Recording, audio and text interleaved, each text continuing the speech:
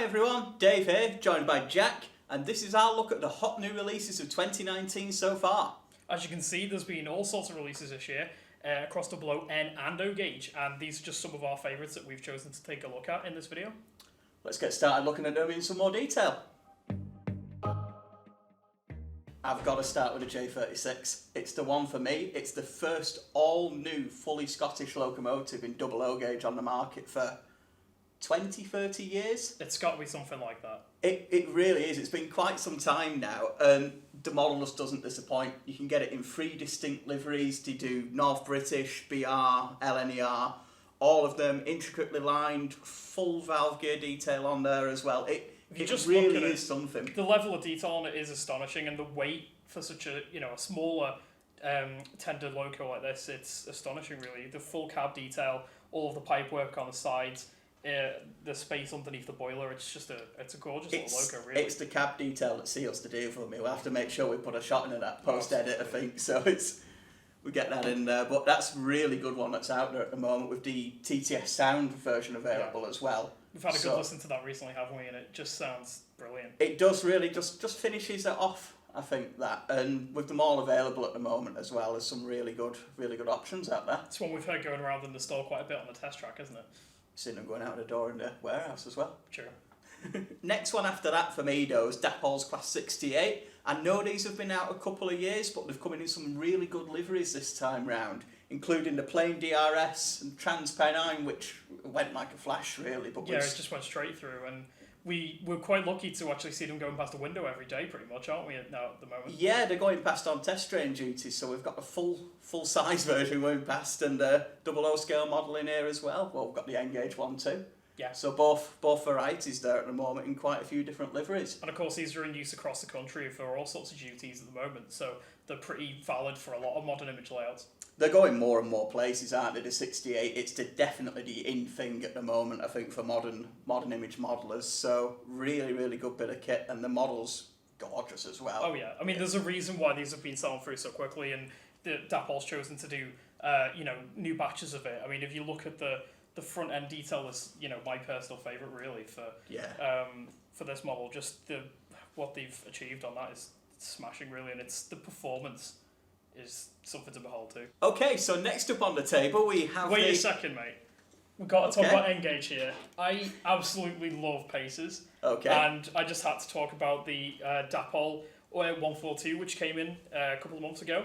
And this was a highly anticipated model for a while, and they've really been selling well with us, haven't they? They have, yeah. They are a very nice model of a unit that's chalk and cheese to a lot of enthusiasts, but they do have the place in British rail history, I suppose. Oh, absolutely. I mean, there are the haters of the paces out there, but the arguments there that they did their job and then some with they weren't supposed to be in service for as long as they have been. That's it. And the range of services they've been used on across the country is crazy, really, when you consider what they are. But yeah, the Dapol model it's a beautiful little thing. The level of detail for N-gauge is just fantastic. I think there's 6 liveries as well at the moment, isn't there? So all across the lifespan of them, from present day with Northern and Arriva Trains Wales right back to the start, I think, as well, with some of the original liveries there. So I think you've sold yourself not as a pacer hater there, Jack. Absolutely. Someone's got to love them, haven't they? That's it. Well, I'm really in the mood for modern multiple units at the moment, and so there's no better time to talk about the Real Track Class 156, which is a very new release for us, and it's our first ever Real Track Models product that we've had in stock, and we're very pleased to have it here too. I mean, just look at this thing. The level of detail here is astonishing. It really is. What really stands out for me is just the interior passenger saloon compartment. I believe it's different between the different liveries that are coming out. I think it is actually, yeah. I think there's different fittings in there as well between the East Midlands and the Provincial that's coming pretty soon. So it's just that level of detail it goes to, really. And that's it. Full lighting options with all the head code lights, etc. in there. So and there's a few little livery variations between the different ones, isn't there? With the different colour. Yes. Destination blinds and all sorts really of things. Down to the little details. So they really are something. It's a good time for modern multiple unit modelers, whether really you're is. N-gauge or double O at the moment. So there's loads to take a look at. Yeah. Loads for your wallet to be spent on as well, I think. Oh, it already has been. Okay, so I'll take my turn to choose this time, if that's Go okay. ahead. And we'll go for the BOC Tank Wagon in 00. These are by Helgen and Olivia's Trains, and these have pretty much just come into stock in the last week. A little bit special for us, these, really, because they actually operated from Ditton, which is only a couple of 100 metres from where we're sat now. And these ran in the 70s up until the 90s, so really good to put with... Well, if Hattons would have been here at that time, you would have been able to see it from the window, I think, wouldn't you? Well, that's it. So... We've got the 68s now, and we could have had the BOC tanks then, so, well... But yeah, if you head to our website, you can see different formation diagrams to put your train together whichever way you want to do it, with different rakes that went right across the country. So a really nice model as well, full of detail, many variations in there, including different bogies, different logos, fittings, etc. And there's 20 in total. Yeah. So there's a real lot of difference to get stuck in with there. So yeah, really good new addition to the range. There's just one thing on this table that I'm not too sure about, really. It's the Lord Nelson. I'm pretty sure in my knowledge about most of the stuff here, but it's not really my forte, that area. This is the one, it's the... Yeah, it's. I know the big locos are used for luxury passenger trains down south, right? Yeah, you've pretty much got it spot on. I mean, these are Hornby's, well, one of Hornby's brand new releases for 2019 as well. And these are for the Southern Railway, built in the 1920s. They were the most powerful passenger loco in England at the time, and used, like you said, for luxury boat trains, that sort of thing. They were refurbished in the 1940s and ran until the 60s. They named the Lord Nelsons because the first one was named after Lord Nelson, but after that they were named after famous admirals. You had Francis Drake, etc., going through the list. And these were really the sort of the creme de la creme of passenger locos in the 1920s. A couple of things replaced them when they got a bit later on, but they were still sort of right at the front of the power until they got withdrawn in the 1960s. So it's Hornby's really got a name for bringing in big southern locomotives. You know, they've done things like the Bully Pacifics, they've done various other southern loco designs, and this is just another one from their stable. It's a very Hornby product, isn't it? It's a lovely big steam loco. And like with the J36, you've got incredible cab detail in there, and all of the detail on the sides of the boiler and everything, and it's Oh, gorgeous. absolutely. And same with the J36, there's a couple of different variations and liveries available, but they also do the TTS sound version, which again we've had a bit of a play around with. We've had it to be honest, plenty. And it really does bring them to life. So hopefully I answered a couple of questions for you there. Yeah, thanks. You learn something new every day. Well, that's it. I think we're going to have to stay green for the next one. Go for Hornby's 31. Yeah. These haven't been in the range for a few years now, and a lot of people have been asking for them, especially in sort of the BR green, BR blue colours. And Hornby's responded, said, okay, let's bring them back in these really popular colours. Green one's out now, the blue one's coming later in the year. And these are really one of the first BR diesel locomotives that ever got made in the 50s. That's it. And it's really nice to see this model back, because it really is a lovely little model, isn't it? With the all the roof detail and everything else on it is cracking, really, for the price. It really is a good bit of kit. I mean, it's got full working lighting in there as well. You know, standard with a Hornby diesel, to be honest, now, really. So there's a heck of a lot going on. And I believe there is a TTS sound chip for this, isn't there? There is, yeah. It's all about the TTS today, I think. It But is, yeah. there's one there for that as well. So you've still got the English electric power unit sound, which is really characteristic. Right, now for something completely different. Let me guess. It's got to be this. I couldn't not talk about the Octave Railgun. This thing is it's unbelievable, really, for the price point that this has come in with, and the level of detail. It's huge.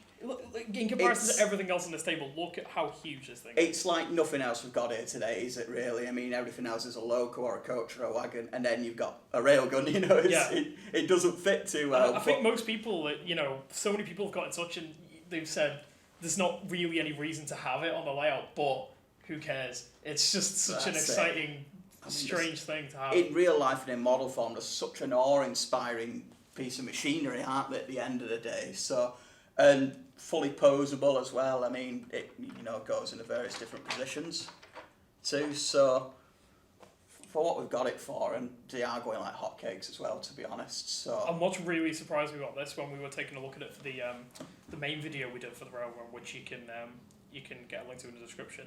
That the performance on our layout, just going around those first radius curves with ease. I had to pinch myself when it did that first radius curve. So one of those. Although saying that, a railgun available to order. If you would have said that 5 years ago, it's It's unbelievable, really. And with more coming out later this year with the Yeah. train pack with the Dean Goods as well, so that'll be really exciting to see with the sound as well. Okay, let's take a look at some coaching stock. We've got Hornby's all new Collet bow-ended coaches. These were announced this year and actually came in pretty quickly as well. Only at the end of February, start of March. And these are the main GWR suburban coach. So you saw these all around London, all around Birmingham, hauled by Prairies, other tank engines, that sort of thing. So it's been a bit of a gap in the Hornby range with them doing other suburban coaches for the LNER, LMS, etc. So it's great to see Western modelers taking advantage of them now. It really is, and you know, with other recent hobby coaching stock, the detail on this is lovely, isn't it? I mean, there's different variations, and they're all completely accurate with the toolings. There's lovely bogey detail. You got your sprung buffers there, and they're just absolutely great, aren't they? The printing's exquisite on them as well, especially with something you don't see too often on coaches, which is the region or the division, as they call it, numbering, and the set numbering as well there. So we can see that. Something you don't see too often, but it's actually really good to see it replicated on these as well. So there's quite a few in at the moment. As you said, you can get them in chocolate and cream, and you can get them in BR liveries. So worth a look for Western modelers. Yeah, absolutely. Well, as well as liking paces, I really like narrow gauge locos. So I'm going to have to talk about the LMB 262 from Helgen. And it's a lovely little release, this. And we've had more liveries coming through this year, and more to come later in the year too, haven't we? And obviously Helgen recently announced that they're going to be doing the 242 as well, which will be coming out next year. Yeah. So there's plenty. The narrow gauge range is just exploding, really, from a number of manufacturers. It's a really good time to be in that part of the hobby. It is a boom time for 009 at the moment. We've got coaches, wagons, track and locos, really. So as you said, these are one of the main things that have come out at the moment. And with the Linton and Barnstable being so much at the forefront of real life narrow gauge as well, with new locos being built, with the railway being put back where it was in Devon, extended all the time, you know, it really is the time to take a look at Linton and Barnstable stuff, whether you're looking at full-size locos or the 009. And sort of the beauty of Preservation 009 is you can pretty much run what you like where you like, can't you, really? Because they're always switching about where the locos are. But yeah, it's just holding this. It's a lovely piece of kit, isn't it? It's got a good bit of weight so to it, much hasn't metal. it? Yeah. There's such a tiny locomotive. There's a lot of weight there. So yeah, I think I'm gonna have to get my 009 diorama started, aren't I? As well as your pacer project there and various others, You know how it is. I think we've got to finish on one of our own, haven't we, really, with the Hatton's original RHTT. I mean, you've got your favourites, but this is the one for me. Really, really is. Just a weathered finish, and a lot of people, because see these out on the network, have been hauled by pretty much every type of diesel you can think of. Well, even stuff on this table have been hauled by, haven't they? That's it. I mean, when we were doing the research for them, we just looked at the amount of locos that have pulled these things. It's like, what, 20s, 37s, 47s, 68s, 56s. Absolutely 67s. bonkers. I think 50s have had a go as well now. So if you're into your modern and your classic diesel traction, you can pretty much pop one of these behind them. And we've got them full of detail as well, really, you know, and a lot of the printing on there. I know our commissions guy Dave's pretty happy with how they've come out. Other Dave, yeah. And a lot of people are really happy with them coming on as well. So it's something that's really good, and I've got my set anyway, so I think I'm going to have to get one too. The more I look at it, the more I love it. I mean, it's one thing that really stands out is just how the quality finish on the handrails, but how quite often when you've got a really small piece of handrail, it can tend to bow a little bit. It will be a bit flexible. Yeah. These are really rigid, really strong pieces, and it really makes a difference in the look of the model. Yes, absolutely. Well, I tell you what, Jack, it's been a bit of a different video for me, but it's been great having everything in front of us like this. It has, hasn't it? I've really enjoyed it too, and it's been a bit weird being on this side of the camera for once, really. But if you guys liked it, make sure you hit the like button below and leave us a comment saying what you thought of the video, and make sure to tell us what your favourite release of the year has been so far. Make sure you hit that subscribe button, and we'll see you again soon. Cheers, guys.